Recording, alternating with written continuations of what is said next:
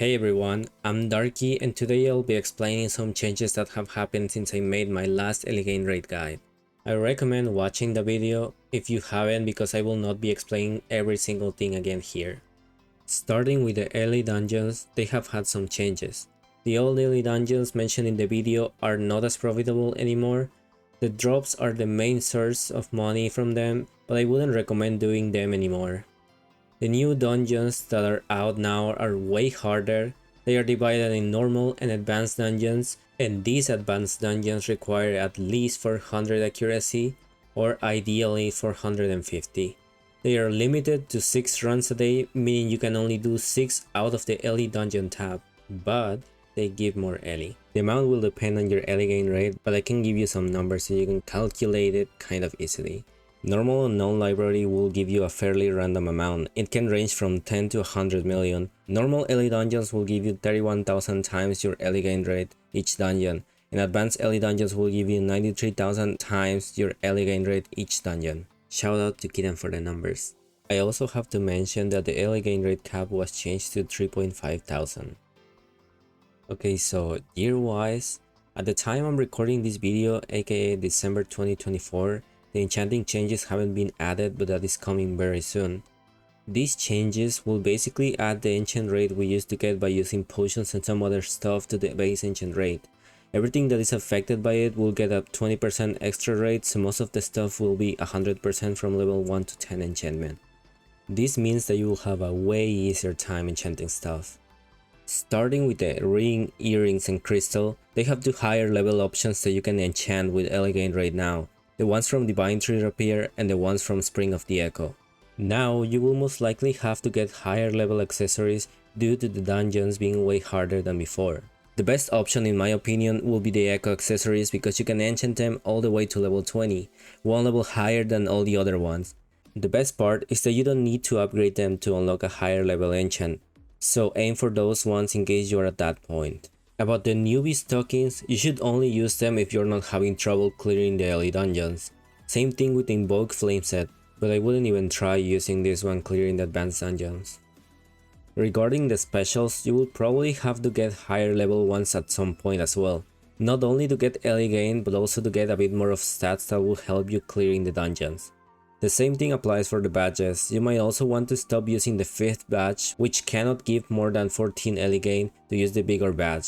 An upgraded and enchanted bigger badge will be really helpful, especially in the advanced dungeons.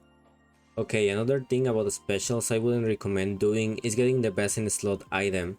While it gives you more stats, it might be hard to get a bunch of them unless you're actively doing the endgame normal dungeons, and even so it doesn't feel worth it. Another thing is that you cannot move the best in slot items freely because they need seals, so in case you wanted to make an alt account to farm, you wouldn't be able to transfer this item until it is replaced, which happens every 2 years now. As for the ones you should go for when you want to upgrade to higher level ones, it will depend on how far you are in the game, but as a personal recommendation you can go for the Nightmare textbook, the Lyriop necklace, the Argos belt, the Heart brooch, and the Chronos sticker. And for the badges, I will go for the ones from Oblivion Lake and Spring of the Echo. The last thing about gear are gems. I think the only ones you can get nowadays are the Agashura gems, but it will also be easier to enchant them yourself when the enchant changes are applied to NA Latel. So if you manage to get your hands on a set, you won't have to worry about breaking them trying to get early gain. About the class, as of right now Windstalker still has its class passive skills that give early gain rate, but that will change next year once we get the patch that Korean Latel will get soon. That rate will be moved to the weekly challenge pendant, so if you're watching this around June 2025 or something like that, Windstalker will no longer have the upper hand to farm early. Before that, it is up to you if you want to make a Windstalker character to farm.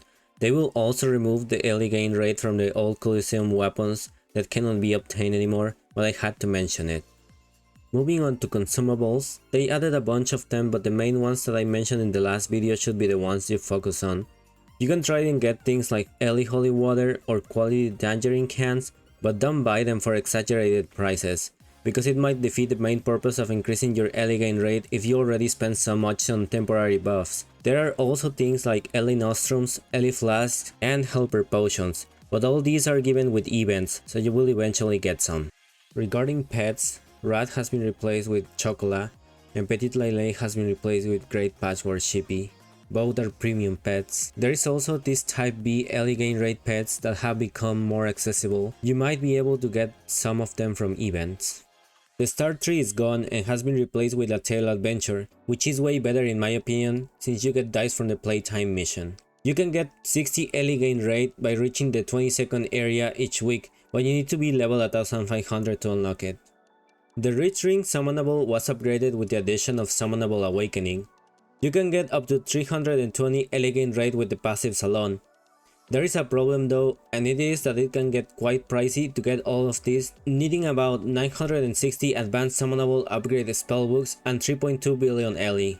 You can work on it slowly or use the spellbooks and a different summonable, as there might be other ones you might want to focus on before this one, but it is up to you. Then there is the Windfall skill, which is an active one that gives another 30, and can be doubled if the summonable is leveled enough. And finally, you can also get another 50 gain rate from the passive attributes, which are obtained leveling the summonable doing EXP dungeons with it. One last thing that I forgot to mention in the last video is that you can get a buff of 100 LE gain at weddings.